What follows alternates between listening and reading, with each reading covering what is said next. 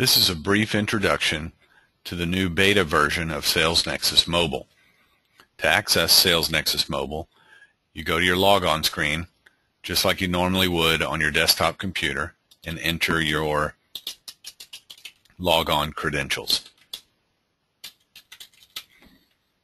When you log on, if you're on a mobile device, the system will detect that and automatically take you to SalesNexus Mobile. Since I'm on my desktop to record this video, I have to click the mobile link here. And now we're in SalesNexus Mobile. So you see across the top the main functions: tasks, lookup, contacts. So one of the first things you'll want to do is look up some contacts. So I click on lookup, and you can see here if I want to search against last name, company, or ID status, those are my defaults. If I want to look for companies with that start with A, I type in A and hit go, and there's my results. If I go back to lookup, you can also see that I can search against the drop down for any of my fields. So for ID status, here's my drop down. If I want to look up my prospects, that's easy to do. So there's my results. And one last thing on lookup, you can select any field to search against. So any of your custom fields can be selected as your search criteria.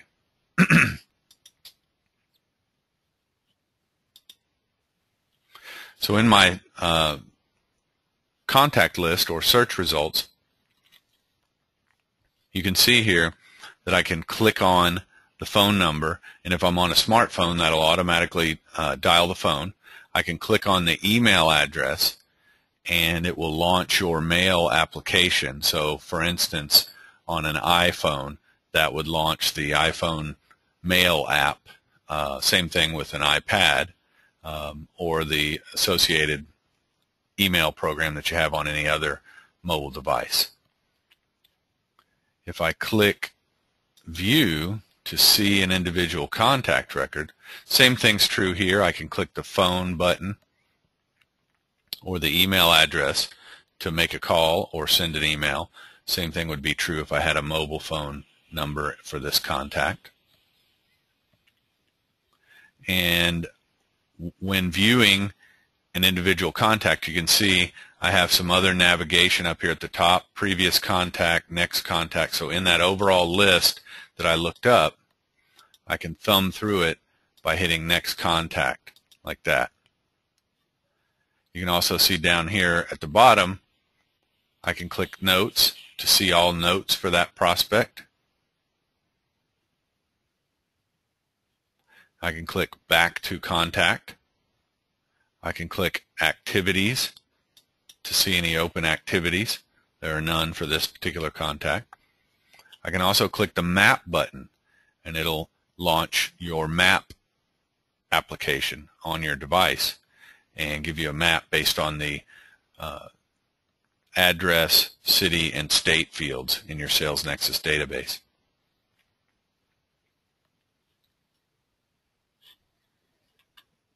So let's jump to the task list, where by default I'm going to see today's open tasks. And here you can filter things by clicking on any of these headings. So if I only want to see meetings, I can turn off calls and to-dos, and now only my meetings are displayed. Again, the phone number is activated, so I can easily click it and make a call. I can click on David's name to go to his contact record. Go back to task list. You can also filter by date range.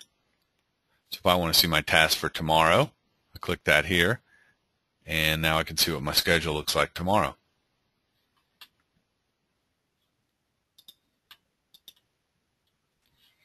So if I go to Marcus's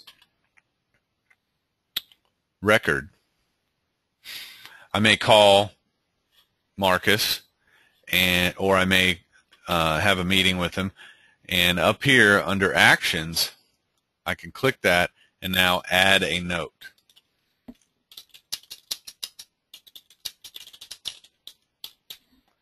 And here I can click on save, then back to contact, or just save. I'll click save, then back to contact, and now that's been added to the notes for Marcus.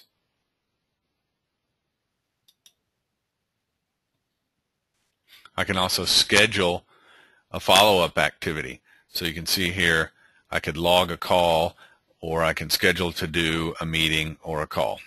So if I agreed with Marcus that I'm going to call him next week, I click schedule a call, and here I can set that call for, let's say, the 11th at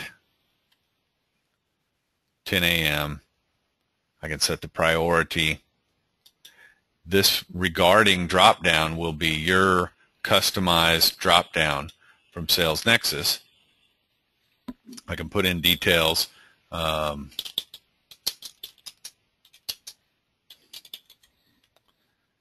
And I can also delegate the activity to somebody else in my team by clicking the Delegate To button here.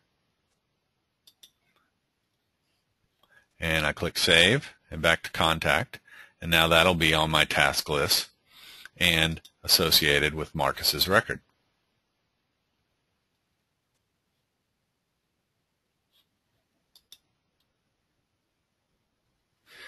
When you first get started with SalesNexus Mobile, you may want to customize some of the default settings. So you do that here in Settings. And so for each of these different views, you can customize which columns are displayed. So if I click on Contacts, these are the default columns that you'll see initially, but you may have some custom fields that you'd rather see instead of, say, ID status. So I can click that button and now go select another field, and that will be displayed in my contact views. Same thing's true with notes and histories, activities, and the task list. So just as an example now, if we go back and look at a list, you can see now that personal pain field is being displayed. So in this way you can easily sort customers based on fields that are relevant to you by just clicking on these headings.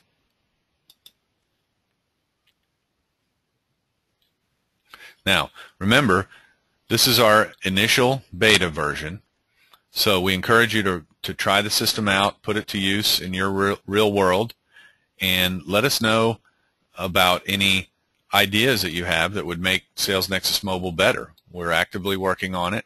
And of course, let us know about any problems that you run into. Thanks for trying.